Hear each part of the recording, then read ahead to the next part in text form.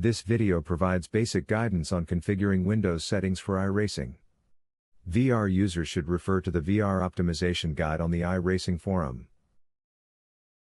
The first step is to ensure the latest version of the drivers for your motherboard are installed. Go to the manufacturer support site, download, install and reboot. Rebooting is very important. The next step is to download the latest driver for your video card. It's the same process. Go to the manufacturer website, download, install and reboot. Again, rebooting is very important. Here we are downloading the NVidia graphic driver. When installing the NVidia graphic driver, I prefer to only install the driver, not the experience software. Multiple experience features do not work with iRacing and they break in every other driver release. I also take exception to the high frequency of NVIDIA experience calling home. What purpose does that serve and what data is transmitted to NVIDIA? Within the NVIDIA control panel, 3D settings, restore to defaults. On the program-specific settings, select iRacing and remove those settings. iRacing will then use the global settings. Within the global settings, turn on G-Sync. If you have a G-Sync or FreeSync monitor, perform the next two steps. Set the monitor technology to G-Sync compatible. Configure G-Sync for your main or middle monitor. Note, the monitors here are not listed in physical order. Set enabled for Windows and full screen mode. Here we are downloading the AMD graphic driver. After installing the AMD graphic driver and rebooting, there are only two settings to configure. If you have variable refresh rate monitors, enable AMD FreeSync. You may also have to do that within your monitor OSD menu.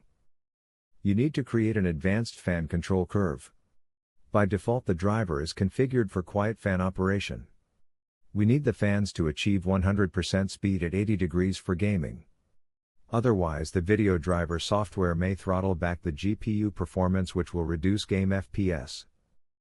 You can ignore all the other AMD features and settings. Note, AMD GPUs are not a good fit for iRacing. iRacing is not optimized for AMD GPUs and sometimes fails to deliver adequate performance. AMD GPUs are normally okay for single monitor usage. Triple monitor usage is where you may be disappointed. If you have triple monitors, they need to be configured. Go into Windows Display Settings. It does not matter what order the monitors are listed. It only matters that when you move the mouse to the left, it moves onto the left monitor, and when you move the mouse to the right, it moves onto the right monitor. If this does not happen, you need to rearrange the monitor boxes to get them into the correct order. Click the Identify button to help with this. It shows the monitor number on each monitor. Drag the monitor boxes to match the physical order. Note, the monitors must be snapped to each other's sides and vertically aligned. You can ensure this by dragging the side monitor box over the middle monitor and dropping it there. It will snap aligned to the middle monitor. Scroll down and click on Advanced Display Settings. Here we want to select each monitor and set the refresh rate. We don't want the default 60 Hz value. Do this for all three monitors. Next, go into Windows Graphics Settings.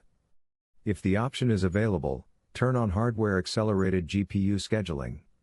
If you have a variable refresh rate monitor and the option exists, enable variable refresh rate. Finally, add iRacing Sim 64DX11.exe to the graphics performance application settings. Set it to high performance. You can disable the Microsoft Game Bar as it's not useful for iRacing and can cause stuttering. However, if you have an AMD 7900X3D or 7950X3D, you need to leave the game bar enabled because it is used to determine which chiplet is used for game processing. I always enable game mode as it should prevent Windows updates while gaming. Those are the fundamental settings we need to configure in order to have a good iRacing experience. I also have a tutorial that walks through the iRacing graphics settings.